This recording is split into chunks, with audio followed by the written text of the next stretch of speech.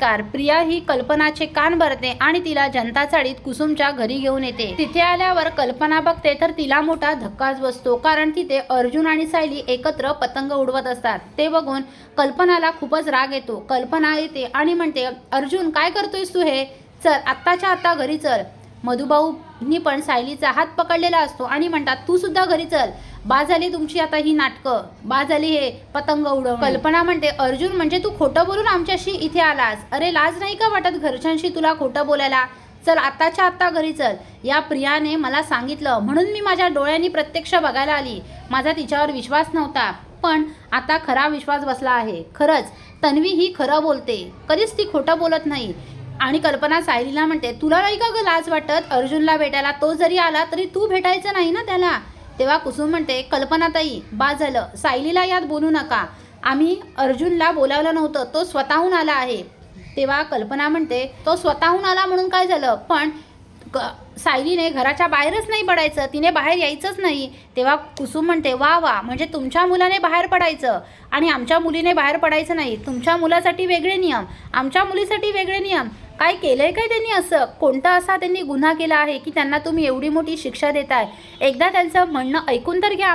तेव्हा कल्पना म्हणते, बा झालं, आम्हाला कोणाचं ऐकून घ्यायची काहीच गरज नाहीये. अर्जुन म्हणतो, मम्मा, अगं मम्मा स्टॉप इट. अगं काय करतेस तू हे? त्यांना कशाला बोलतेस? यात त्यांची काहीही चूक नाहीये. मी आलो इथे सायलीला भेटायला.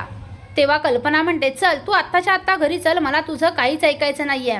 कल्पना अर्जुनचा हात पकडते आणि त्याला घरी घेऊन येते. अर्जुनला प्रियाचा खूपच राग आलेला असतो. अर्जुन आल्या आल्या प्रियाच्या एक सणसणीत कानाखाली मारतो आणि म्हणतो, का माझी मकर संक्रांत वाईट केलीस? अगं छान तिथे सायलीसोबत मी माझ्या प्रेमासोबत मकर संक्रांत साजरी करत होतो. काय गरज होती तुला मम्माला तिथे आणायची? तेव्हा कल्पना म्हणते, अर्जुन तिच्यावर ओरडू नकोस, यात तिची काहीही चूक नाहीये. तिने फक्त मला सत्य दाखवलं आणि चूक तुझी आहे.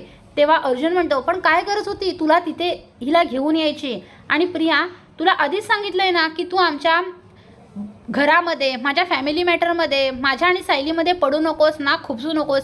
तरी का तू असं वागतेस? आज सुद्धा पूर्ण आजीला बरं वाटत असताना देखील तू त्यांना हॉस्पिटलमध्ये ॲडमिट करण्याची वार्ता करत होतीस.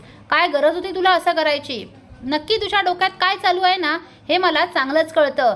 ते सगळं आत्ताच्या आत्ता थांबव, नाहीतर माझ्या इतका वाईट कोणीच नसेल. माझ्या आणि सायलीच्या मध्ये येण्याचा जर प्रयत्न केलास ना तर बघ. आणि मुळात मम्मा हिला आपल्या घरात का ठेवली आहे? ही आपल्या घरातली नाही.